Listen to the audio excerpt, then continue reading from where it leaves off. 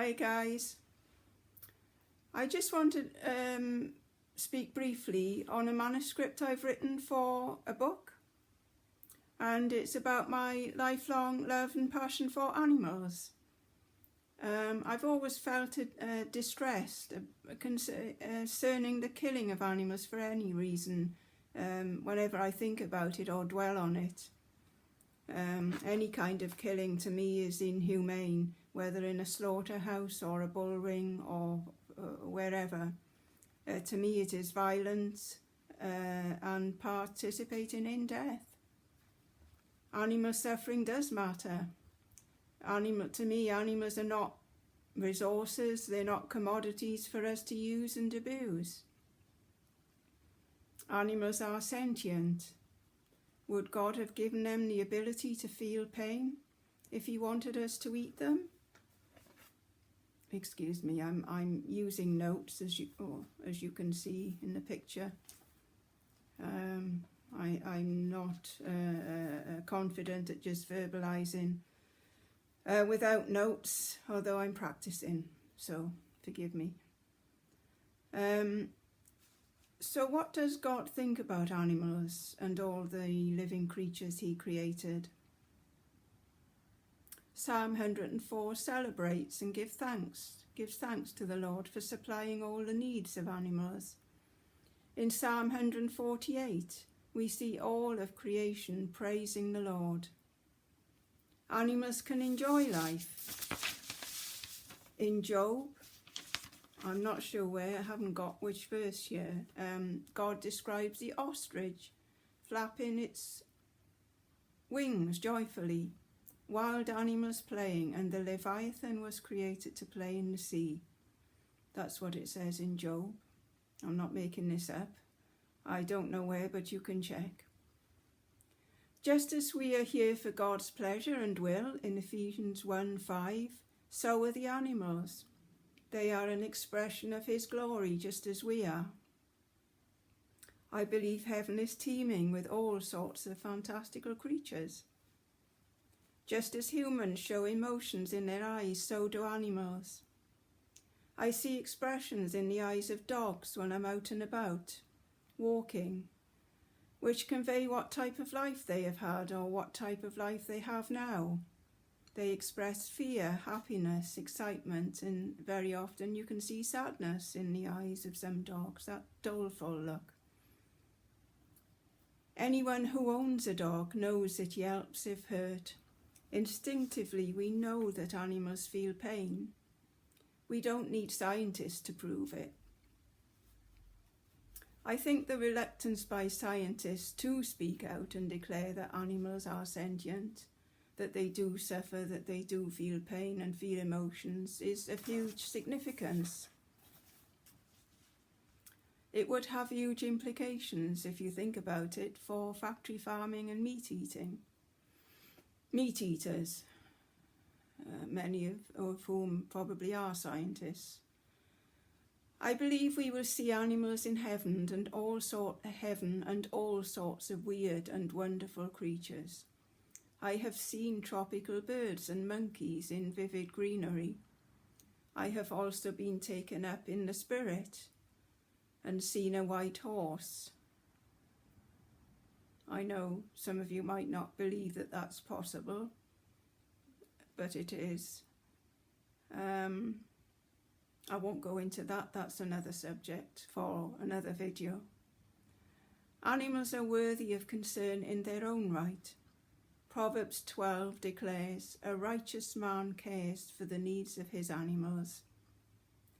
Whatever your views may be on whether we should eat meat or not, it is certainly being challenged more and more than ever, and there will be no let up until it's abolished. I believe it will be abolished.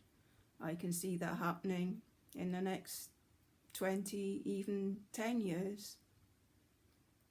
I believe there's a shift in thinking, and this has been going on for the last 2 or 3 years. A radical shift and increase in interest in this subject, particularly amongst the younger generations, about our perception of animals. Excuse me.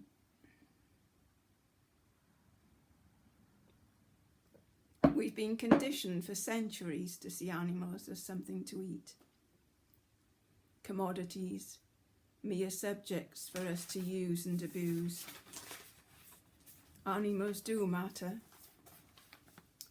The Reverend Professor Andrew Lindsay, who works at the Oxford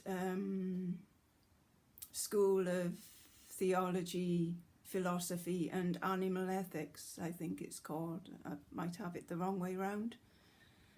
He's written many books on this subject. In fact, he was the first person to influence my thinking when he wrote his first book called Animal Theology. But he's also written one more recently, Why Animal Suffering Matters, and goes to great lengths to argue that animal suffering does matter.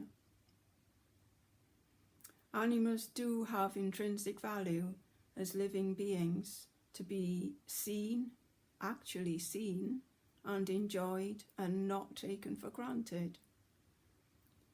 We have been dulled in our thinking. We are influenced by the status quo of everything that goes on around us. We have become unconscious in a way and generally live much of our lives on automatic, drifting along without questioning anything, myself included. At times, especially during the shutdown period, I become a bit dazed and unconscious at times. We don't see behind the sanitized packaging of meat in our supermarkets. We imagine the slaughter which goes on behind closed doors to be humane. Killing by its very nature is inhumane. Dominion in Genesis 1:26, I interpret that as unselfish guardianship with love and compassion, not selfish power. I cannot accept that God created animals merely for human consumption and use. That would be out of character of a loving and compassionate and just God. Animals have attributes that contribute and add richness to our lives, such as love, goodness, enthusiasm, curiosity, dignity, happiness, and fun. I believe we can communicate with the non-human species that there is a universal language and that we can have kinship with all life. There's an excellent gem of a book written by J. Alan Boone called Kinship with All Life. He talks about his experience with his dog Strongheart. He concludes that with the dog's guiding help, he was receiving priceless lessons in the cosmic art of seeing things as they really are. Creation has sounds, energies, and frequencies, if only we would take the time to listen. We put limitations on animals just as we do children. We block the imagination of children by telling them it has no worth and is only airy-fairy imaginings. All life is able to speak with all life. I want to move away from the media's distorted portrayal of environmental issues on anything to do with animals or animal welfare and whether we should or shouldn't eat meat. It always takes a commercial point of view rather than tackling the moral or ethical aspects. Any discussion focuses on utilitarianism, how much it affects the economy, how many jobs will be lost. For example, when fox hunting is discussed, when it was banned and the fox itself was downgraded to vermin but the main concern was loss of jobs. So, do animals have rights? Human rights are defined and protected by law. They are based on values like dignity, respect, fairness and independence. I do believe animals should have the same rights, that is, to be treated with equal consideration of interests. All creatures are valued by God, and His rights in creation are for us to recognise the duty we have to value animals, to love them as God does. Psalm 50. The Lord declares, I have no need of a bull from your stalls, or of goats from your pens, for every animal in the forest is mine, and the cattle on 1,000 hills.